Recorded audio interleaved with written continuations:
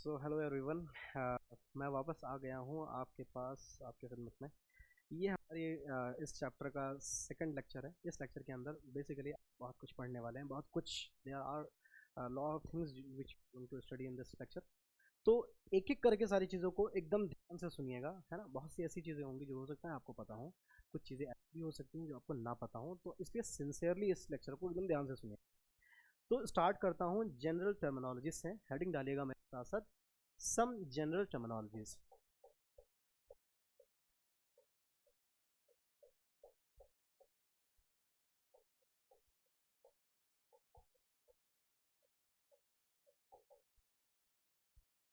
अभी जितना भी हम पढ़ रहे हैं ये सारा बिल्डअप है आने वाले चैप्टर के, मतलब कि हमारा ये जो चैप्टर चल रहा है ना, आगे वाला जो सेगमेंट है। मतलब जैसे अक्सर ऐसा होता है ना कि कोई मूवी शुरू होती है तो फिर ये कैरेक्टर इंट्रोडक्शन दिया जाता है कि ये माँ है, ये भाई हैं, ये वो हैं, ये वो है, फिर स्टोरी शुरू करते हैं, कहता है लो भाई इनकी स्टोरी है। तो अभी हम लोग बस कैरेक्टर का इंट्रोडक्शन देख रहे हैं, समझ लीजिए कि ये क्या होता है, वो क्या होता है। एक एक करके सारी चीज़ों को जब आप समझ जाएंगे ना, जब सारी चीज़ों को समझ जाएंगे कि कौन सी चीज़ क्या होती है, उसके बाद जाकर के हम अपनी कहानी को शुरू करेंगे। और वो लेक्चर प्रोबेबली हमारा अगला हो जाना चाहिए। वैसे देखते हैं कि ये लेक्चर कहाँ तक हम खींच के ले जा सकते हैं, है ना। तो सम जनरल टर्मिनोलॉजीज में सबसे पहला टर्म जो आपको पता होना चाहिए, वो टर्म है, सबसे पहला टर्म है आपके सामने, coordination sphere. Coordination sphere. Coordination sphere को हम लोग कोऑर्डिनेशन एंटिटी भी कहते हैं। तो स्लैश लगा देता हूँ यहीं पर ही, है ना, यहीं पर ही स्लैश लगा देता हूँ। कोऑर्डिनेशन एंटिटी भी कहा जाता है। देखिए, अब लंबी चौड़ी डेफिनेशन दे सकता हूँ मैं इस बात की, लेकिन मैं आपसे बस इतना कहता हूँ कि ये जो स्क्वायर ब्रैकेट आपने देखा था ना, इसी ब्रैकेट के अंदर जितना भी सामान रखा हुआ है सारा का सारा कह रहा है कोऑर्डिनेशन स्फीयर। इसको ही कहते हैं कोऑर्डिनेशन स्फीयर, इसी को ही कहते हैं कोऑर्डिनेशन एंटिटी। तो ऐसे लिख लो यार, बस एक डब्बा बना लो ऐसे करके। अब अगले स्टेप पे स्टेटमेंट लिख लेते हैं। लिख लेते हैं कि the central metal atom along with ligand along with ligand, मैंने बोला था ligand को कैसे लिखूंगा, है ना, along with ligand referred as referred as नहीं, स्पेलिंग गलत हो गई, R E F E double R E D, है ना, referred as coordination sphere. Coordination sphere. अब कोऑर्डिनेशन स्फीयर कैसा होता है, दे आर नॉन आयोनाइजेबल। ये बात मैंने पिछली क्लास एंड में बताया था आपको।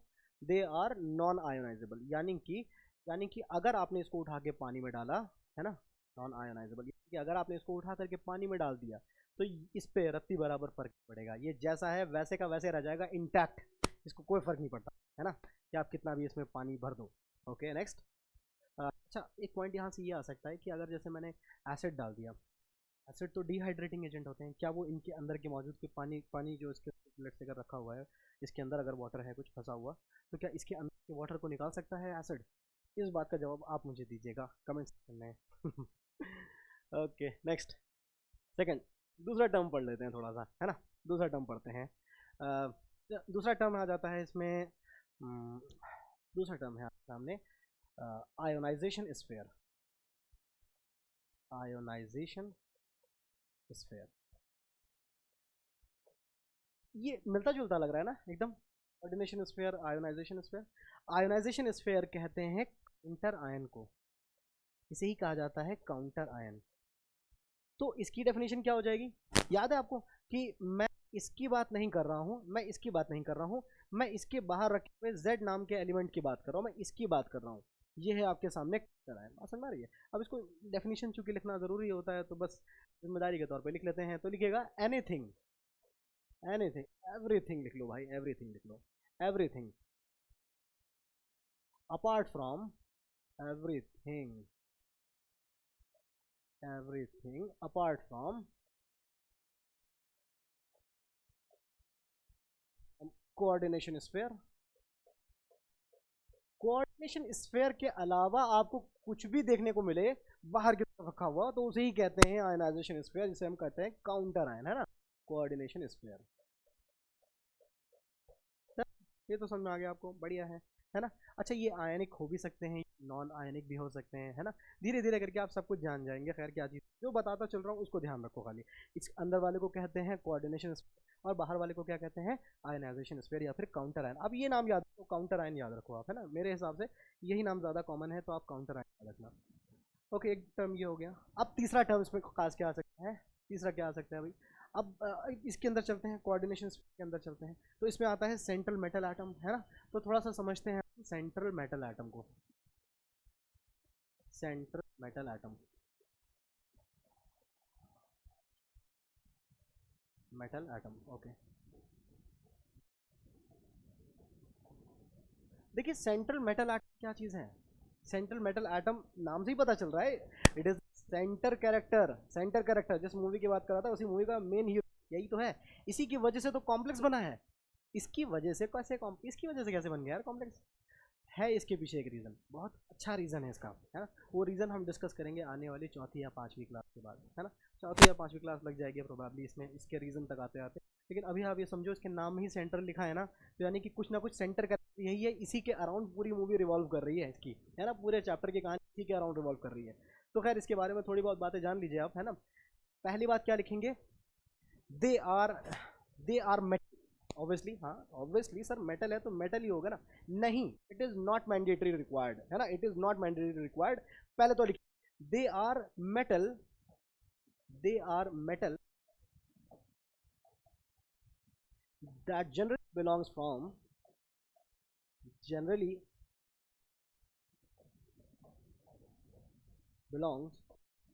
to D block। ये डी ब्लॉक से हो सकते हैं। अच्छा, जनरली डी ब्लॉक के ही होते हैं। आप भी देखेंगे पूरे चैप्टर में आपको डी ब्लॉक के ही मिलेंगे। अच्छा, लेकिन बीच बीच में ऐसा भी होगा कि एस या पी ब्लॉक से भी आ जाए, है ना। दे may also belong, they may also belong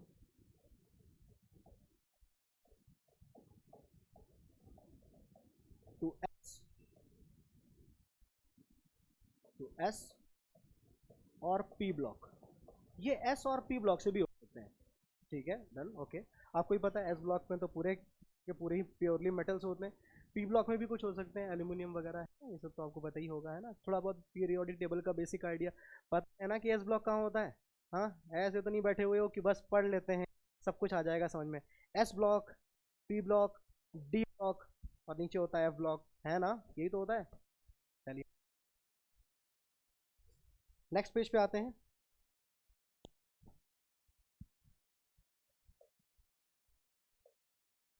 अच्छा, कुछ ऐसे देखिए, असल बात ये होती है ना कि जैसे मेटल होते हैं, तो मेटल की खासियत ये होती है कि वो इलेक्ट्रॉन को डोनेट करना चाहते हैं। मेटल की टेंडेंसी होती है इलेक्ट्रॉन डोनर। इलेक्ट्रॉन नेगेटिविटी कहते हैं इलेक्ट्रॉन को खींचने की क्षमता, दूसरे वाले इलेक्ट्रॉन पकड़ के अपनी तरफ रख लेना, ये कहलाती है इलेक्ट्रोनेगेटिविटी। जैसे कि तुमने और मैंने मिल करके एक छोटा सा बिजनेस किया, है ना। हम दोनों ने पैसे रखे, लेकिन बदले में तुमने क्या किया, नाराजगी दिखाई अपनी, थोड़ा सा हम दोनों के बीच में बहस हो गई, तो तुमने पूरे पैसे लिए और लेके चल दिए। तो इलेक्ट्रोनेगेटिविटी इसे कहते हैं, दो लोगों के बीच में बॉन्ड बना था, दो लोगों के बीच में। और इसने क्या किया, पूरा इलेक्ट्रॉन खींचा, इसका भी इलेक्ट्रॉन खींचा और अपना भी रखा और चल दिया यहाँ से। इस फिनोमेना को कहते हैं इलेक्ट्रोनेगेटिविटी। ये टेंडेंसी मेटल में नहीं होती है। मेटल होते हैं बड़े डोनर टाइप के लोग होते हैं, वो कहते हैं ले जाओ यार ले जाओ, हमें नहीं चाहिए। लेकिन लेकिन ध्यान देना, अगर कोई लेस इलेक्ट्रोनेगेटिव एलिमेंट हो, यानी कि जिसका इंटेंशन ज़्यादा इलेक्ट्रॉन खींचने की तरफ ना हो, लेस इलेक्ट्रोनेगेटिव, भले ही वो मेटल ना हो, भले ही वो मेटल ना हो, फिर भी वो सेंट्रल मेटल एटम की तरह बिहेव कर सकता है। It can also form complex. इस बात को थोड़ा सा लिखते हैं ना, बड़ी इंपॉर्टेंट बात है ये। लिखिए लिखिए लिखिए, क्या लिखेंगे कि some less electronegative element, some less electronegative element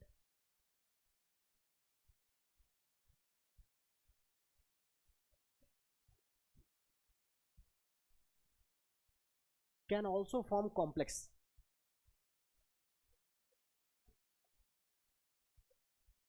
can also form complex। जैसे कि एग्जांपल ले देता हूँ, less electronegative element, less electronegative में जैसे कि मैं कुछ नॉन मेटल का नाम देता हूँ आपके सामने, नॉन मेटल।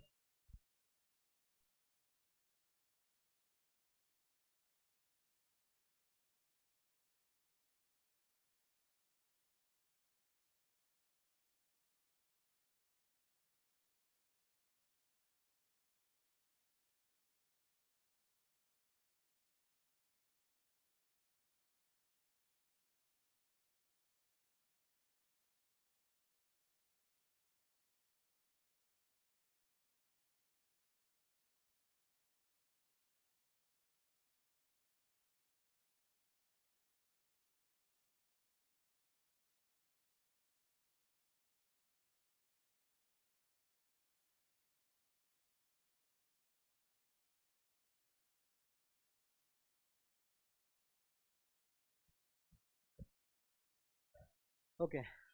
सो बीच में थोड़ी सी आवाज़ चली गई थी। थोड़ा सा बता देता हूँ मैं आपको, क्या बता रहा था। बेसिकली क्या था कि नॉन मेटल और मेटलॉइड्स भी they can also act as central metal atom, बशर्ते ये कि इनकी इलेक्ट्रोनेगेटिविटी थोड़ी सी कम होनी चाहिए, है ना। ये ज़्यादा इंटरेस्टेड ना हो इलेक्ट्रॉन को खींचने में। समझ रहे हैं आप मेरी बात? जैसे कि बोरॉन, जैसे कि ब्रोमीन और सिलिकॉन। तो ये कुछ कॉम्प्लेक्सेस मैंने आपके सामने बनाए हैं which exist in the nature, ये एग्जिस्ट करते हैं इस नेचर में, although they are not made up of metal atom. बात समझ में आ रही है आपको मेरी, है ना। तो सेंट्रल मेटल एटम, अच्छा एक बात बताइए, सेंट्रल मेटल एटम की टेंडेंसी क्या होगी? सेंट्रल मेटल एटम बेसिकली वो डिपेंड कर रहा है इस लिगेंड पे, डिपेंड कर रहा है कि वो आएगा और मुझको अपने इलेक्ट्रॉन्स देगा। समझिए बात को, कहानी ये है कि फ्लोरीन के पास जो इलेक्ट्रॉन होंगे वो अपने इलेक्ट्रॉन शेयर करेगा इस ब्रोमीन के साथ। इस तरह से कुछ कहानी चल रही है यहाँ पे, है ना। तो कहीं ना कहीं ये लोन पेयर के एक्सेप्टर्स हैं इस जगह पे। लोन पेयर के एक्सेप्टर्स जो होते हैं, लोन पेयर के एक्सेप्टर्स को कहा जाता है लुईस एसिड। तो लिखेगा, central metal atom act as Lewis acid. Lewis acid, done. Okay. तो यहाँ पर हमारा I guess first third fourth term आ गया है शायद, है ना। फोर्थ टर्म आ गया है ना, अगर देख लीजिएगा मे बी शायद थर्ड हो या फिर फिफ्थ हो, अपने हिसाब से एडजस्ट कर लीजिए। ये फोर्थ टर्म आ गया हमारा, बड़ा ही इंपॉर्टेंट है और इसी पे ही सबसे ज़्यादा टाइम लगने वाला है हमारा। सबसे ज़्यादा टाइम इसी पे ही लगने वाला है। ये काफ़ी इंपॉर्टेंट है हर एग्जाम के पर्सपेक्टिव से। इसी को ही पढ़ते हैं डिटेल में। प्रोबेबली आज की क्लास में शायद हम इतना ही पढ़ पाएंगे, इसी पे ही हम लोग रह जाएंगे, है ना। Ligand will be are next term. Ligand will be are next term. Ligand होते क्या है, तो इसको लिख लेते हैं, they are electron pair donor. They are electron pair donor, ऐसे लिखते हैं। They are electron pair donor. आप जानते हैं ना इलेक्ट्रॉन पेयर का मतलब होता है लोन पेयर, है ना। Electron pair donor. अच्छा, इलेक्ट्रॉन पेयर अगर ये एक्सेप्टर है तो इनको आपने कहा था लुईस एसिड। ये लोन पेयर के डोनर हैं तो इनको आप क्या कहेंगे? Lewis base. Lewis base. अच्छा, ये अमूमन आमतौर पर क्या होता है, ये एनायनिक होते हैं। कभी कभी ये न्यूट्रल होते हैं और रेयरली ये कैटायनिक होते हैं। कभी कभी बहुत रेयर ऐसा होता है कि ये कैटायनिक हो। तो ऐसे लिखिएगा, they are generally, they are generally anionic और न्यूट्रल,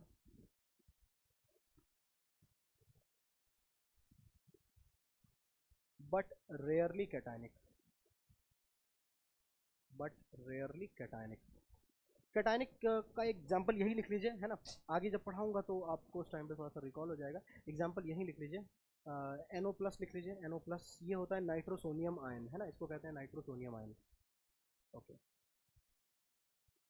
तो यहाँ से शुरुआत होती है लिगेंड की। लिगेंड क्या होते हैं, क्या कहानी होती है, एक एक करके सारी बातों को समझेंगे। पहला एक वर्ड लिगेंड के अंदर, अब जितनी भी हेडिंग डालूंगा वो सब लिगेंड के अंदर ही डालूंगा, है ना।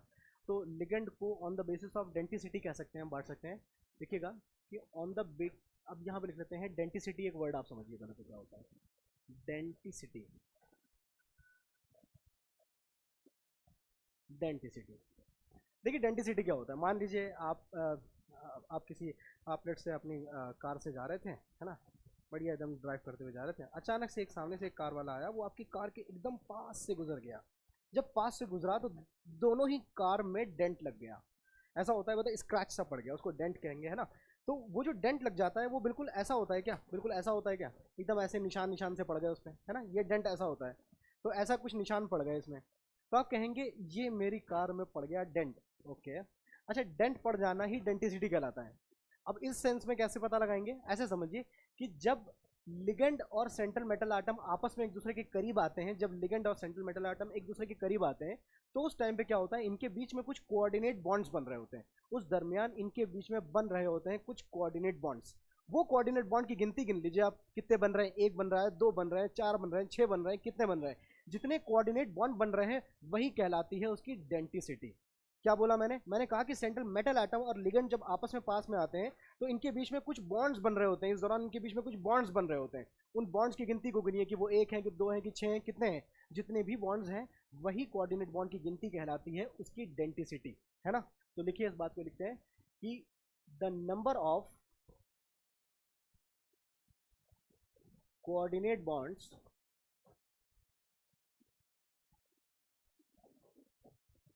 coordinate bonds that a central metal atom that a ligand can form with central metal atom is called its denticity. इसी ही कहा जाता है इसकी डेंटिसिटी. Okay done. ओके, अब on the basis of denticity अगर हम देखें तो if one coordinate bond is form,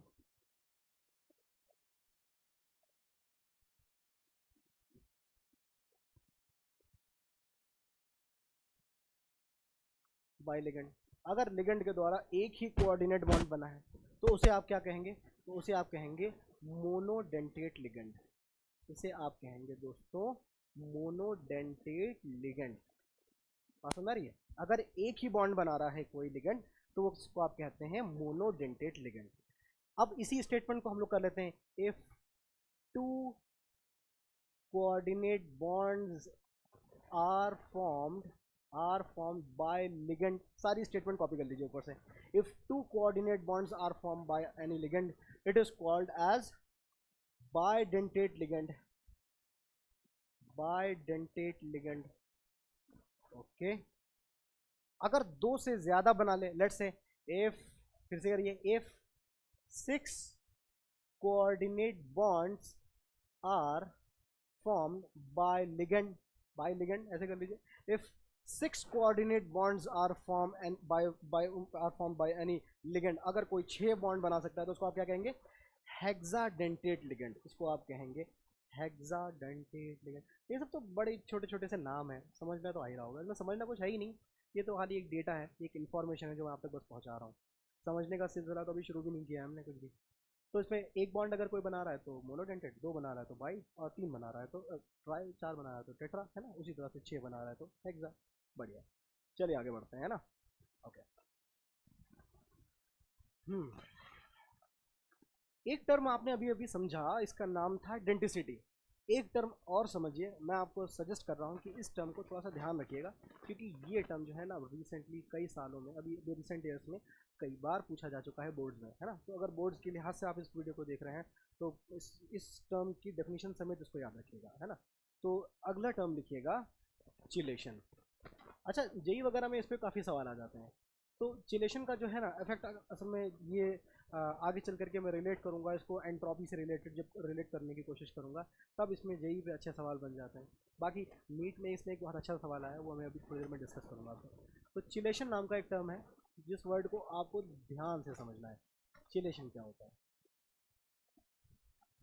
chelation कहते हैं, जैसे मान लीजिए कोई बाइडेंटेट लिगेंड है और वो सेंट्रल मेटल एटम के साथ जब दोस्ती करता है ना, उसके साथ जब बॉन्ड बनाता है तो वो अपने ऑब्वियसली, जैसे मान लीजिए मैं ही लिगेंड हूँ और सामने एक मेटल एटम है. लेट्स से ये पेन ही मेरा मेटल एटम है ना. इस पेन को हम मेटल एटम समझ लेते हैं. तो ये पेन मेरा मेटल एटम है और मैं हूँ एक लिगेंड, मैं लिगेंड हूँ.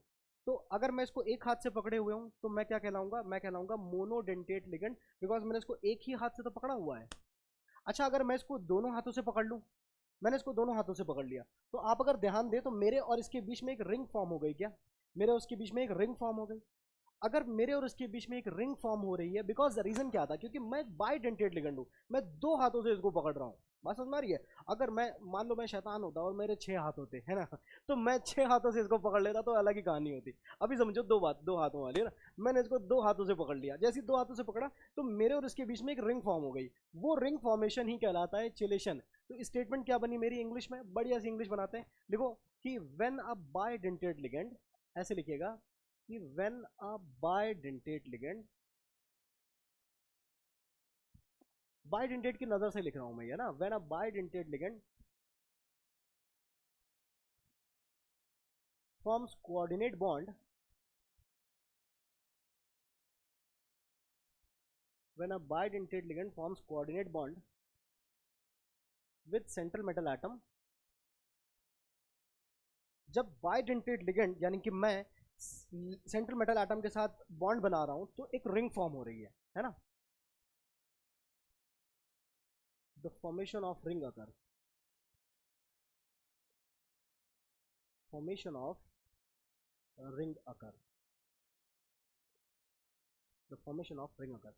This phenomena is called as, इस phenomena को हम कहते हैं, this phenomena is called as, मैं हैंडराइटिंग देख लूँ एक बार, तैयारी है।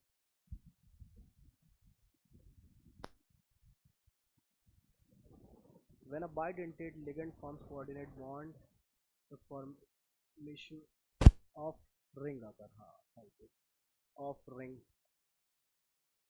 occur. This phenomena is called as chelation. This phenomena is called as chelation. और चिलेशन करने के लिए शर्त ये होती है कि बाइडेंटेट लिगेंड का होना लाजमी है ना, इट इज़ मैंडेटरी रिक्वायर्ड। भाई आप मोनोडेंटेट, लो भाई मैंने इसको एक हाथ से पकड़ा, बताओ ये रिंग बन रही है क्या? ये तो कुछ भी नहीं बना, ये तो कुछ भी नहीं बना है ना। ओके, तो आप क्या लिखेंगे भाई कि इसमें एक स्टेटमेंट लिखते हैं कि कौन कौन से बाइडेंटेट लिगेंड कर सकते हैं। देखिए वैसे बाइडेंटेट लिगेंड के बहुत सारे एग्जांपल हैं, लेकिन अगर आप एनसीईआरटी को प्योरली अगर आप फॉलो कर रहे हैं तो आप उसमें देखेंगे कि ज़्यादा बाइडेंटेट लिगेंड का एग्जांपल दिया नहीं गया। जैसे मैं आपको काफ़ी सारे बता देता हूँ बाइडेंटेट, है ना। जैसे कि एक इथाइलिन डायमाइन हो सकता है ना, एक प्रोपाइलिन डायमाइन हो सकता है, यूरिया हो सकता है ना। उसी तरह से कैटिकॉल हो सकता है, काफ़ी सारे ऑक्सलेट हो सकता है, कई सारे हो गए हैं ना। उसी तरह से ग्लाइमेथाइल ऑक्सीमेट हो सकता है ना, ऑक्साइम हो सकता है, और डीएमजी जिसको हम कहते हैं। तो मतलब देखिए कई सारे मैंने डिस्कस कर लिए, लेकिन आपको कौन से वाले याद रखने हैं? आपको मैं चाहता हूँ कि आप दो बहुत खास करके याद रखिएगा, दो बहुत अच्छे से याद रखिएगा। एक का नाम है ईएन और एक का नाम है ऑक्स, है ना। एक है ईएन और दूसरा है ऑक्स। ये दो नाम आप याद रखिए, इतने से ही आपका काम चल जाएगा। तो लिखिए कि बाइडेंटेट लिगेंड कौन कौन से? Bidentate ligand like EN and ox. Ox क्या है? ऑक्सिलेट बना है ऑक्सैलिक एसिड से, है ना। तो bidentate ligand like EN and ox act as chelating ligand. आखिर ये चिलेशन करता क्या है? देखो यार समझो, चिलेशन जो है ना, ये असल में आपने 11th में भी पढ़ा था थोड़ा थोड़ा सा। जब आप हाइड्रोजन बॉन्डिंग पढ़ते हैं तो हाइड्रोजन बॉन्डिंग में एक सेगमेंट में हल्का सा समझाया जाता है कि ये जो कैटिकॉल होता है ये कैसे स्टेबल स्ट्रक्चर बनाता है। हाउ डू कैटिकल फॉर्म स्टेबल स्ट्रक्चर, ये स्टेबल स्ट्रक्चर कैसे बनाता है। तो उसमें भी आता है कि उसमें भी चिलेशन की वजह से बनाता है ना। थोड़ा बहुत वहाँ पे भी हिंट दिया गया था, लेकिन सही माने में आपको यहीं पढ़ना है। तो चिलेशन बेसिकली होता है कि रिंग फॉर्मेशन की वजह से कंपाउंड जो है ना, जब भी रिंग बनाता है ना तो वो स्टेबल हो जाता है। आप ये समझना, रिंग बनने की वजह से स्टेबिलिटी बढ़ जाती है। अब रिंग बढ़ने की वजह से स्टेबिलिटी कैसे बढ़ रही है, तो ये चीज़ आप जानोगे इस चैप्टर के अंत में। ऑलमोस्ट 10-12 लेक्चर्स के बाद आप ये बात जान पाओगे कि आखिर रिंग बनने पर ही क्यों स्टेबिलिटी आ रही है। वो एक अलग टॉपिक है, उस दुनिया में आप मत जाओ। आप बस जितना बता रहा हूँ उतना ही ध्यान रखो, है ना, एकदम ध्यान रखो। जैसे बचपन में आपको बताया जाता था ना, 3 डॉट बना करके हम लोग यहाँ पे ए बनाते थे, ऐसे करके ए बना देते थे। वो उतना ही सीखा था हमने, ज़्यादा साइंस पे गए नहीं थे उस टाइम पे कि ये ऐसे ही ए क्यों होता है, ए से और क्या हो सकता है, उतना कुछ नहीं जाना था। बस आपको जितना बताया गया था आपने उतना कर लिया था। अभी मैं बता रहा हूँ कि आप ये चीज़ याद रखो, इतना याद रखो, उसके बाद मैं आपको धीरे धीरे सब कुछ बताता हुआ चलूंगा आगे, है ना, सब कुछ पता चलेगा। अच्छा, नेक्स्ट ये आ जाता है कि चिलेशन की वजह से रिंग बनती है और रिंग की वजह से स्टेबिलिटी होती है। तो लिखिएगा, formation of ring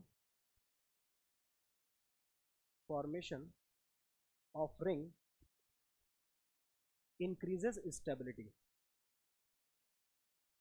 of complex,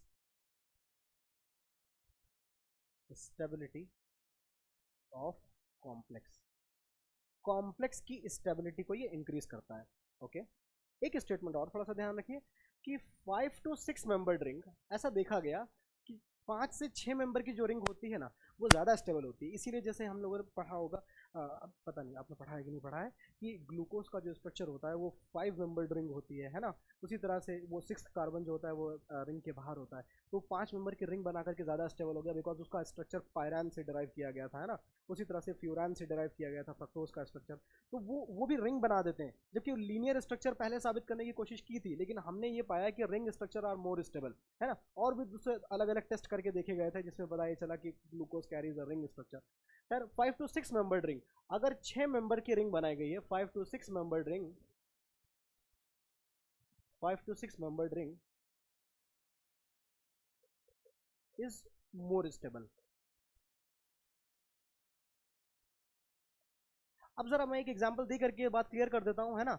ईएन या फिर ऑक्स, किसी एक का एग्जांपल ले लेता हूँ। चलो ऑक्सैलिक एसिड का ले लेते हैं, ऑक्स का ले लेते हैं एग्जांपल एक, है ना। मान लीजिए ऑक्जेलेट आपके सामने लिखा हुआ है COO पे माइनस, और यहाँ पे भी लिख लेते हैं COO पे माइनस, है ना। आप एक सेंट्रल मेटल एटम को लेकर के आओ, तो ये नेगेटिव चार्ज अपना इलेक्ट्रॉन डोनेट कर सकता है, ये भी अपना इलेक्ट्रॉन डोनेट कर सकता है, therefore a ring will form which is called as chelation, है ना। बात समझ आई। अगर एक ही तरफ से डोनेशन होता, मान लो चलो यहाँ से डोनेशन होता, तो क्या ये रिंग बन गई? क्या ये रिंग है? नहीं यार, ये तो कोई रिंग नहीं है। अगर दोनों तरफ से इसने पकड़ लिया इसको, तो होगा ये कि ये एक सर्कल बन गया, which is a kind of ring, है ना। बात समझ आ रही है। तो ये था आपके सामने दो जनरल टर्मिनोलॉजीज का मैंने हल्का हल्का सा जिक्र किया है आपके सामने। अब हम आगे बढ़ते हैं और एक एक करके पकड़ते हैं किन चीज़ों को। भाई लिगेंड को आपने अलग अलग बेसिस पे क्लासिफाई कर दिया, मोनोडेंटेड, बाइडेंटेड, ट्राइडेंटेड, टेट्राडेंटेड, अलग अलग चीज़ें आपने पढ़ी हैं। चलिए कुछ को पढ़ने की आज कोशिश करते हैं, कुछ को आगे अगले लेक्चर में देखेंगे। तो हेडिंग डालते हैं इसके बाद हम, classification of ligand on the basis of their denticity. Denticity, कितने डेंट्स मारा था याद है? 2 कार पास से जा रही थी, डेंट पड़ गया था आपकी कार में, तो गिनिए कितने डेंट पड़े थे, उसी बेसिस पर अब चलिए क्लासिफाई करते हैं इसको, है ना। तो लिखते हैं classification, classification of ligand on the basis of, on the basis of denticity, denticity के आधार पे। डेंटिसिटी मतलब number of coordinate bonds, bonds की गिनती गिन लीजिए आप, कितने बॉन्ड्स बन रहे हैं वहां पे, है ना। तो सबसे पहले पढ़ लेते हैं दोस्तों monodentate ligand, monodentate ligand. Monodentate ligand क्या होता है? They are the ligand that forms one coordinate bond with the central metal atom, है ना। तो ऐसे लिखिए, दे आर द लिगेंड, ये वो लिगेंड होते हैं, they are the ligand, they are the ligand that forms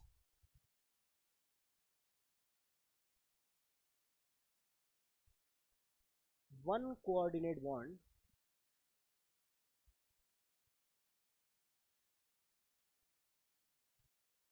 with central metal atom. Okay, देखिए लिगेंड की जो लिस्ट है ना, वो काफ़ी लंबी है। मैं 1 घंटे तक बताता चलूँगा, लिखता चलूँगा, आप लिखते चले जाओगे, हालत ख़राब हो जाएगी आपकी। पर जब मैं आपको बोलूँ कि ये ख़ास है, इसे याद रखना, तो सिर्फ उसे ही याद रखना। वैसे तो आप सब कुछ पढ़ लो, नॉलेज इज़ लाइक ओशन, आप कितना भी ले लो यार कम है ना। नॉलेज की कोई सीमा नहीं होती, and it is entirely wrong कि मैं अगर आपको कोई चीज़ याद करने से मना कर दूँ। पर मैं आपको सजेस्ट तो कर सकता हूँ कि आप मेहनत उस तरह से करिए जहाँ पे, देखिए आपको ज़्यादा एफर्ट्स नहीं डालने हैं। वो टॉर्क पढ़ा है ना आपने फिजिक्स में, ज़्यादा फिजिक्स की तरफ नहीं जाते हैं, गलत भी हो जाऊँगा मैं, है ना। तो आपने पढ़ा होगा, जितना फासले पर आपने फोर्स लगाया उतनी कम मेहनत करनी पड़ेगी आपको। आसानी से वो दरवाजे का एग्जाम्पल भी लिया होगा, है ना, दरवाज़ा बंद हो रहा होता है, खुल रहा होता है, कहाँ पर आप धक्का लगाएंगे? जहाँ पे हिंज होता है वहाँ पर, या जहाँ दूर होता है वहाँ पे? जितनी दूरी पर लगाएंगे। आर्किमिडीज ने भी तो कुछ ऐसी बात कही थी, है ना, कि वो मुझे एक पुली दो और फिर मैं एक एंड दो, मैं उससे दुनिया उठा दूंगा, कुछ ऐसी बात कही थी उसने, है ना। अच्छा, वही सेम सीन है कि आपको गलत जगह पे मेहनत नहीं करनी है, आपको फासले पर मेहनत करनी है। कम मेहनत से ही आपका ज़्यादा काम हो जाएगा। मैं आपके सामने लिगेंड्स की लिस्ट लिखूंगा, पर आप इसको कैजुअली लेना कि हाँ यार ये होते हैं लिगेंड। पर जब मैं बोलूँ कि इस वाले को याद रखना, तो उस वाले को बिल्कुल दिमाग में रखना। चलो फिलहाल लिखना शुरू करो, है ना, कि मोनोडेंटेड लिगेंड में सारे के सारे एक ही बॉन्ड बना रहे हैं, है ना। अच्छा, जैसे कि एग्जाम्पल ले लेते हैं, फ्लोरीन, क्लोरीन, ब्रोमीन, आयोडीन। ये तो चारों एक ही फैमिली के 4 बड़े बड़े भाई हो गए, छोटा भाई हो रहा, बड़े भाई ये रहे, है ना। Okay next. अच्छा, जैसे कि next OH minus, okay, next लिख लेते हैं भाई अमोनिया। अमोनिया भी एक ही बॉन्ड बनाता है ना। उसी तरह से वाटर, ये भी एक बॉन्ड बनाता है। और सल्फेट को लिख देता हूँ, वैसे सल्फेट होता नहीं है। मतलब होता भी है नहीं भी होता है, मतलब क्या हुआ इस बात का, समझोगे समझोगे। चौथा या पांचवा पॉइंट वही है मेरा, है ना। सल्फेट हो गया। अच्छा, उसी तरह से कार्बोनेट को भी लिख लेते हैं, उसी कैटेगरी में आता है कार्बोनेट भी। होता भी है नहीं भी होता है, जानेंगे एक एक करके, है ना। अच्छा, इसका नाम आपको पता है क्या? इसका नाम आपको पता है क्या? अगर पता है तो बहुत बढ़िया यार, नहीं पता है तो याद करो। इसका नाम होता है फिनॉल। इसका नाम है भाई फिनॉल। डन। ओके, नेक्स्ट और कोई ले लेते हैं, जैसे कि N3-, इसको एजाइड आयन कहते हैं, एजाइड कहते हैं इसको, है ना। लिख लेते हैं, इसका नाम होता है एजाइड। अच्छा, एजाइड का स्ट्रक्चर थोड़ा सा देखो एक बार। यहाँ पे N डबल बॉन्ड N होता है, और इधर भी होता है डबल बॉन्ड N। इस पे पॉजिटिव आ गया, इस पे नेगेटिव आ गए, तो नेट चार्ज कितना हो गया इस पे? -1 का चार्ज हो गया, है ना। 180 डिग्री के एंगल पर है यार ये, समझना समझना मेरी बात को। इस पे 180 डिग्री का एंगल है कि नहीं है? 180 डिग्री का एंगल। अगर कोई मेटल एटम आ जाता है ना, मेटल एटम लेट से यहाँ पर आ गया, और उसने कहा कि यार तुम मुझे डोनेट कर दो, उसने कहा ठीक है मैं कर दूंगा। अच्छा, एक बार मेटल एटम इसके पास भी इसके पास तो आ गया, लेकिन वो इसके पास भी आना चाह रहा है, तो तुमको नहीं लगता ये मॉलिक्यूल पूरा टेढ़ा हो जाएगा? है ना, जरा सोचो ना, ये मेटल एटम के साथ ये वाला कैसे जुड़ेगा? ये मेटल एटम तो आ गया यहाँ पर, लेकिन ये वाला कैसे इसके साथ बॉन्ड बनाएगा? तो इसको अपने बॉन्ड को चेंज करना पड़ जाएगा क्या? अपने आप को पलटना पड़ जाएगा। यार अगर पलटना पड़ गया तो इसकी तो हाइब्रिडाइजेशन ही चेंज हो जाएगी ना, क्योंकि ज्योमेट्री तो हमने पढ़ रखी है ना 11th क्लास में, कि डिजाइन चेंज नहीं होते। आप मॉलिक्यूल चेंज कर दो, लेकिन डिजाइन चेंज नहीं करना। आपने अगर डिजाइन चेंज किया तो ज्योमेट्री चेंज हो जाएगी, कहीं ना कहीं हाइब्रिडाइजेशन में इफेक्ट आ जाएगा। ऑल्दो वो एक हाइपोथेटिकल कॉन्सेप्ट है, लेकिन पढ़ते तो है ना हम उसे। तो एक बात ध्यान रखना कि मॉलिक्यूल जो 180 डिग्री के एंगल पर अरेंज होते हैं एक दूसरे से, उनके पास भले ही कितने चार्जेस हों, लेकिन वो डोनेशन एक का ही करेंगे। बात समझ में आ रही है? अगर 180 डिग्री का एंगल आपको उनके बीच में दिखाई दे रहा है, तो भले ही इसके पास दो चार्जेस थे डोनेट करने के लिए, लेकिन ये करेगा एक ही। बिकॉज अगर इसने ये वाला डोनेट किया तो इसको पलटना पड़ जाएगा अपने आप को, और या तो अपने बॉन्ड में टॉर्जनल स्ट्रेन डेवलप करनी पड़ जाएगी, जिसकी वजह से तनाव आ जाएगा, है ना। समझ पा रहे हो? चलो मैं एक एग्जाम्पल और देता हूँ, है ना। जैसे अभी आपने फिनॉल लिखा हुआ है, तो एक एग्जाम्पल और लीजिए मिलता जुलता, है ना। फिनॉल से ही मिलता जुलता, थोड़ी देर पहले मैं आपको कैटेकॉल की बात कर रहा था, कुछ थोड़ी सी बात मैंने कैटेकॉल की करी थी। तो देखिए ना, अगर मैं यहाँ पर किसी मेटल एटम को ले आऊँ, मान लीजिए मैं यहाँ पे मेटल एटम ले आया, तो ये ऑक्सीजन अपना लोन पे डोनेट कर सकता है, यहाँ से भी, है ना। मान लीजिए अगर हाइड्रोजन चला जाए तो नेगेटिव चार्ज, है ना। तो ये देखिए ना, दो साइट हैं क्या जो डोनेशन कर सकती हैं, लेकिन ये तो बाइडेंटेट का एग्जाम्पल हो गया। फिलहाल बाइडेंटेट मत पढ़िए, इसको हटा देते हैं यहाँ से। अब जरा सुनिए, इसी ओ OH को उठा करके, इसी ओ OH को उठा करके आप यहाँ लगा लीजिए। सुनिए ना, आप इस ओ OH को उठा करके यहाँ लगा लीजिए। इसका नाम होता है दोस्त, इसको कहते हैं resorcinol. Resorcinol. Organic chemistry, alcohol phenol ether, introduction शुरुआत में ही आ जाएगा, पहले ही लेक्चर में आ जाएगा ये रिसोर्सिनॉल। ओके, रिसोर्सिनॉल का इस्तेमाल किया जाता है बेसिकली कोलेस्ट्रॉल का जो टेस्ट होता है ना, जैसे किसी ने अगर ब्लड टेस्ट कराया होगा भी, तो कोलेस्ट्रॉल की जो जांच होती है उसमें रिसोर्सिनॉल का इस्तेमाल किया जाता है। वो ये बिल्कुल वैसा दिखाई देता है जैसे कि फैट होता है ना स्किन, जैसे जो भी जो चर्बी जिसको कहते हैं, उसको आप सुखा लो, पाउडर के फॉर्म में बना लो, है ना। वो पाउडर जैसा होता है बिल्कुल, उसमें स्मेल भी वैसी ही होती है, चर्बी जैसी स्मेल होती है ना, एकदम फैट जैसी स्मेल होती है। तो रिसोर्सिनॉल का इस्तेमाल किया जाता है ब्लड के कोलेस्ट्रॉल लेवल को चेक करने के लिए। ये एक ऑर्गेनिक कंपाउंड हो गया, है ना। अच्छा, आप देखिए ना, इनके बीच में एंगल कितना आ गया? 120 डिग्री का एंगल आ गया। तो क्या लगता है ये डोनेशन करना इनके लिए आसान हो पाएगा? या काफी मुश्किल हो जाएगा इनके लिए डोनेशन करना? जरा यहाँ बताओ, यहाँ क्या थॉट्स हैं तुम्हारे? यहाँ क्या थॉट्स हैं भाई तुम्हारे? यहाँ पे क्या है? अगर ये डोनेशन कर सकता है, ये डोनेशन कर सकता है, तो क्या दोनों कर सकते हैं एक ही मेटल एटम को? एक मेटल एटम लेट से अगर यहाँ पे आ गया और उसने इसके साथ बॉन्ड बना लिया, तो क्या वही मेटल एटम इसके साथ बॉन्ड बना सकता है? कितना एंगल क्रिएट हो गया इनके बीच में? 180 डिग्री का एंगल। इसका मतलब ये हुआ कि जो 180 डिग्री के बीच में, जिनके बीच में 180 डिग्री का एंगल आ जाता है, 180 डिग्री का लीनियर स्ट्रक्चर बन जाता है, वहां पर आप कहेंगे कि भले ही दो साइड हो डोनेट करने की, लेकिन करता वो एक ही साइड से है डोनेशन। बात समझ में आ रही है? I hope this is clear to you now, है ना। अब आपको ये क्लियर हो चुका है। एक आध एग्जाम्पल थोड़े बहुत और हैं, मतलब और अगर सोचूं मैं तो, जैसे कि PPH3, इसको कहते हैं ट्राइफिनाइल फॉस्फीन, है ना। इसका नाम लिख लीजिएगा यार, थोड़ा सा खास है।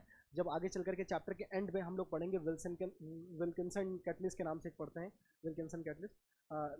At the end of the chapter, आखिरी लेक्चर जो हमारा होगा उसमें दोबारा से आएगा ट्राइफिनाइल फॉस्फीन।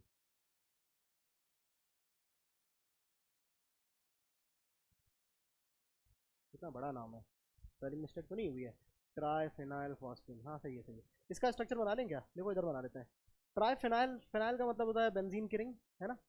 बेंजीन की रिंग लगा दी हमने, एक यहाँ पे लगा दी, एक यहाँ पे लगा दी, एक यहाँ पे लगा देते हैं, है ना। बढ़िया। इस पे एक लोन पेयर है, अगर मेटल एटम आता है तो ये लोन पेयर इधर डोनेट कर सकता है। तो there is also one site where one can donate its electron, so we can see that triphenyl phosphine is mono electron mono bond formation element molecule.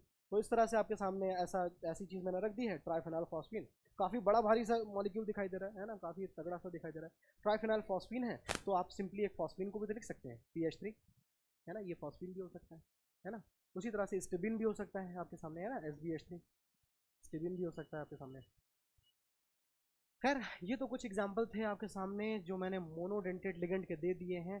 अब हम देखते हैं भाई, अगले लेक्चर में हम लोग पढ़ेंगे इसके बाद बाइडेंटेड लिगेंड, फिर उसके बाद थोड़ा सा आगे और बढ़ेंगे।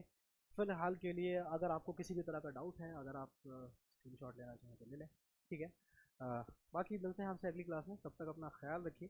और जो भी आपके अगर कुछ फीडबैक्स हैं तो आप मुझे मेंशन कर सकते हैं और बता सकते हैं। Thank you so much.